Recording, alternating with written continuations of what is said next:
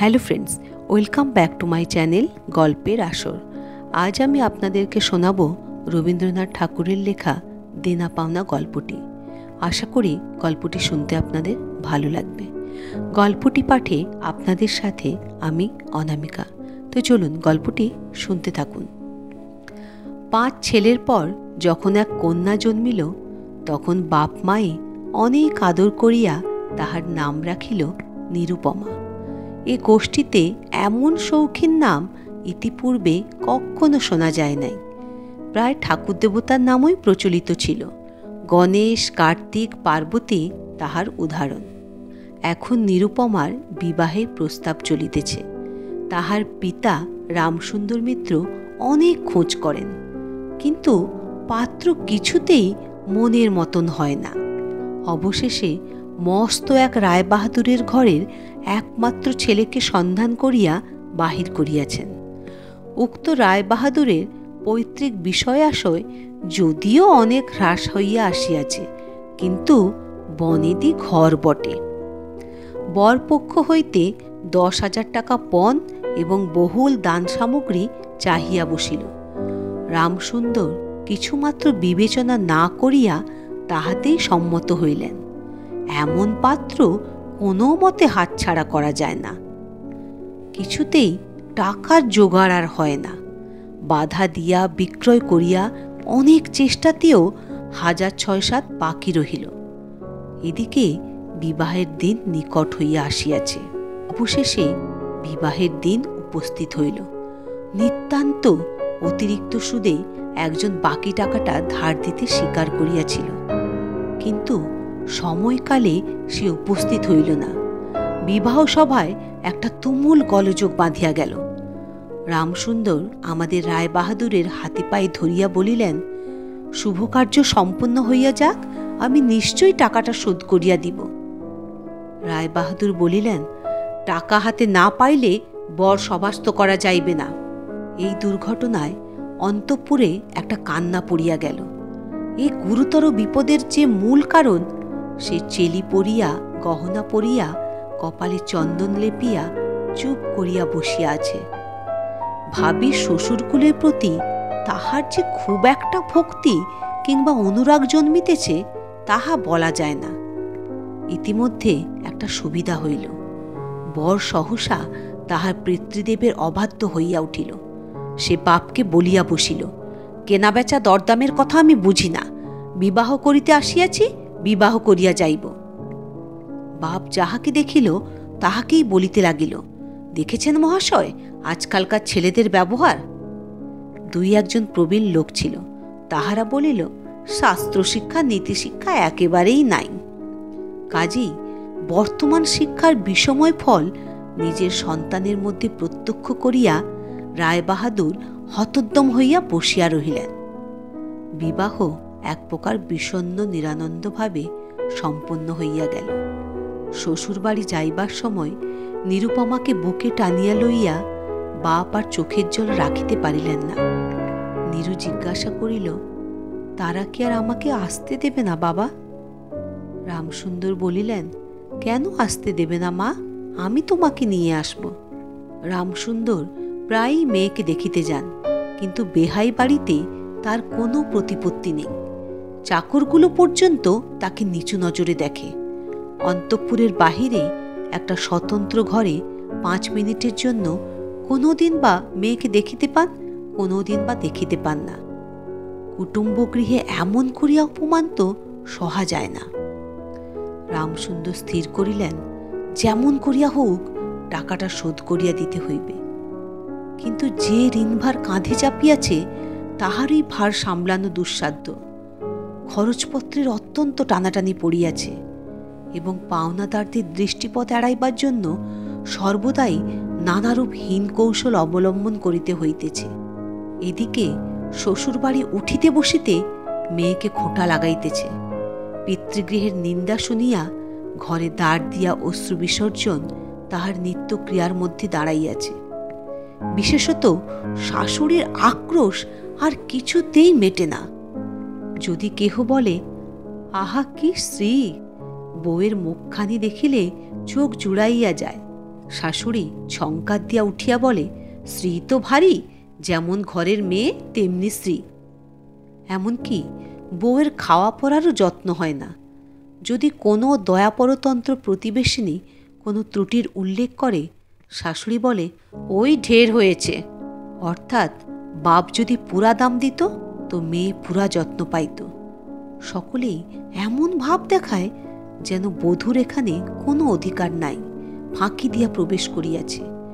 বোধহয় কন্যার এই সকল অনাদর এবং অপমানের কথা বাপের কানে গিয়া থাকিবে। তাই রামসুন্দর অবশেষে বসত বাড়ি বিক্রয়ের চেষ্টা করিতে লাগিলেন। কিন্তু ছেলেদের যে গৃহহীন করিতে বসিয়াছেন সে কথা তাহাদের নিকট হইতে গোপনে রাখিলেন।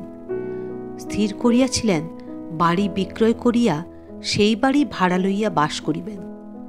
এমন কৌশলে চলিবেন যে তাহার মৃত্যুর পূর্বে একথা ছেলেরা জানিতে পারিবে না। কিন্তু ছেলেরা জানিতে পারিল। সকলে আসিয়া কাঁদিয়া পড়িল। বিশেষত বড় 3টি ছেলে বিবাহিত এবং তাহাদের কাহারও বা সন্তান আছে। তাহাদের আপত্তি অত্যন্ত গুরুতর হইয়া দাঁড়াইল। বাড়ি বিক্রয় স্থগিত হইল। তখন রামসুন্দর নানা স্থান হইতে বিস্তর সুদে অল্প অল্প করিয়া টাকা ধার করিতে লাগিলেন। এমন হইল যে সংসারের খরচ আর চলে না। নিরু বাপের মুখ দেখিয়া সব বুঝিতে পারিল। বৃদ্ধের পক্ষকে সে শুষ্ক মুখে এবং সদা সংকুচিতভাবে দৈন্য এবং দুশ্চিন্তা প্রকাশ হইয়া পড়িল। মেয়ের কাছে যখন বাপ অপরাধী, তখন সে অপরাধের অনুতাপ কি আর গোপন রাখা যায়? রামসুন্দর যখন বেয়াই বাড়ির অনুমতিক্রমে ক্ষণকালের জন্য কন্যার সাক্ষাৎ লাভ করিতেন, তখন বাপের বুক যে কেমন করিয়া ফাটে তাহা তাহার হাসি দেখিলেই টের পাওয়া যাইত। সেই ব্যথিত পিতৃহৃদয়কে সান্ত্বনা দিবার উদ্দেশ্যে দিন কতক বাপের বাড়ি যাইবার জন্য নিরু অত্যন্ত অধীর হইয়া উঠিয়াছে। বাপের ম্লান মুখ দেখিয়া সে আর দূরে থাকিতে পারে না। একদিন রামসুন্দরকে কহিল, বাবা, আমাকে একবার বাড়ি লইয়া যাও। রামসুন্দর বলিলেন, আচ্ছা। কিন্তু তাহার কোনো জোর নাই। নিজের কন্যার উপরে পিতার যে স্বাভাবিক অধিকার আছে তাহা যেন পণের টাকার পরিবর্তে বন্ধক রাখিতে হইয়াছে। এমনকি কন্যার দর্শন সেও অতি সসংকোচে ভিক্ষা চাহিতে হয় এবং সময় বিশেষে নিরাশ হইলে দ্বিতীয় কথাটি কহিবার মুখ থাকে না। কিন্তু মেয়ে আপনি বাড়ি আসিতে চাহিলে বাপ তাকে না আনিয়া কেমন করিয়া থাকে।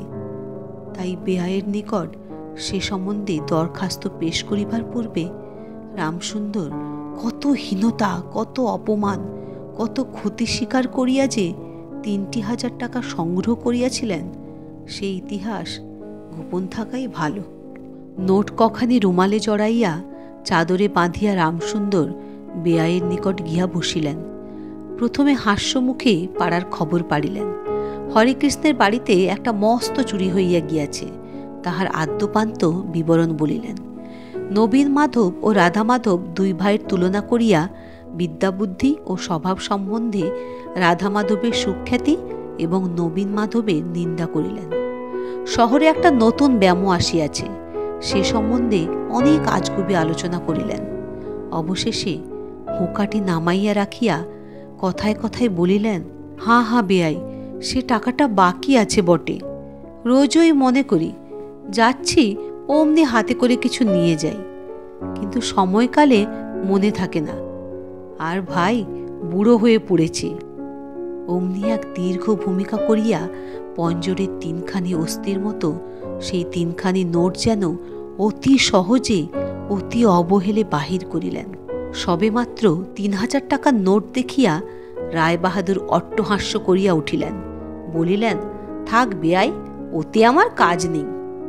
একটা প্রচলিত বাংলা প্রবাদের উল্লেখ করিয়া বলিলেন, সামান্য কারণে হাতে দুর্গন্ধ করিতে তিনি চান না। এই ঘটনার পরে মেয়েকে বাড়ি আনিবার প্রস্তাব কাহারও মুখে আসে না। কেবল রামসুন্দর ভাবিলেন, সে সকল কুটুম্বিতার সংকোচ আমাকে আর শোভা পায় না। মর্মাহতভাবে অনেকক্ষণ চুপ করিয়া থাকিয়া অবশেষে মৃদুস্বরে কথাটা পাড়িলেন। রায়বাহাদুর কোনো কারণ মাত্র উল্লেখ না করিয়া বলিলেন, সে এখন হচ্ছে না। এই বলিয়া কর্মোপলক্ষে স্থানান্তরে চলিয়া গেলেন। রামসুন্দর মেয়ের কাছে মুখ না দেখাইয়া কম্পিত হস্তে কয়েকখানি নোট চাদরের প্রান্তে বাঁধিয়া বাড়ি ফিরিয়া গেলেন। মনে মনে প্রতিজ্ঞা করিলেন, যতদিন না সমস্ত টাকা শোধ করিয়া দিয়া অসংকোচে কন্যার উপরে দাবি করিতে পারিবেন, ততদিন আর বেয়াই বাড়ি যাইবেন না। বহুদিন গেল। নিরুপমা লোকের ওপর লোক পাঠায়, কিন্তু বাপের দেখা পায় না। অবশেষে অভিমান করিয়া লোক পাঠানো বন্ধ করিল। তখন রামসুন্দরের মনে বড় আঘাত লাগিল, কিন্তু তবু গেলেন না। আশ্বিন মাস আসিল। রামসুন্দর বলিলেন, এবার পুজোর সময় মাকে ঘরে আনবই, নইলে আমি খুব একটা শক্ত রকম শপথ করিলেন। পঞ্চমী কি ষষ্ঠীর দিনে আবার চাদরে প্রান্তে গুটিকতক নোট বাঁধিয়া রামসুন্দর যাত্রার উদ্যোগ করিলেন। 5 বৎসরের এক নাতি আসিয়া বলিল, দাদা, আমার জন্য গাড়ি কিনতে যাচ্ছিস? বহুদিন হইতে তাহার ঠেলা গাড়িতে চড়িয়া হাওয়া খাইবার শখ হইয়াছে, কিন্তু কিছুতেই তাহা মিটিবার উপায় হইতেছে না। 6 বৎসরের এক নাতনি আসিয়া সরোদনে কহিল, পূজার নিমন্ত্রণে যাইবার মতো তাহার একখানিও ভালো কাপড় নাই। রামসুন্দর তাহা জানিতেন এবং সে সম্বন্ধে তামাক খাইতে খাইতে বৃদ্ধ অনেক চিন্তা করিয়াছেন। রায়বাহাদুরের বাড়ি যখন পূজার নিমন্ত্রণ হইবে, তখন তাহার বধূগণকে অতি যৎসামান্য অলঙ্কারে অনুগ্রহপাত্র দরিদ্রের মতো যাইতে হইবে। এ কথা স্মরণ করিয়া তিনি অনেক দীর্ঘ নিঃশ্বাস ফেলিয়াছেন, কিন্তু তাহাতে তাহার ললাটের বার্ধক্য রেখা গভীরতর অঙ্কিত হওয়া ছাড়া আর কোনো ফল হয় নাই। দৈনপীড়িত গৃহের ক্রন্দনধ্বনি কানে লইয়া বৃদ্ধ আবার বেহাই বাড়িতে প্রবেশ করিলেন। আজ তাহার সে সংকোচ ভাব নাই। দ্বাররক্ষী এবং ভৃত্যদের মুখের প্রতি সে চকিত সলজ্জ দৃষ্টিপাত দূর হইয়া গিয়াছে। যেন আপনার গৃহে প্রবেশ করিলেন। শুনিলেন রায়বাহাদুর ঘরে নাই। কিছুক্ষণ অপেক্ষা করিতে হইবে। মনের উচ্ছ্বাস সংবরণ করিতে না পারিয়া রামসুন্দর কন্যার সহিত সাক্ষাৎ করিলেন। আনন্দে 2 চোখ দিয়া জল পড়িতে লাগিল। বাপও কাঁদে, মেয়েও কাঁদে।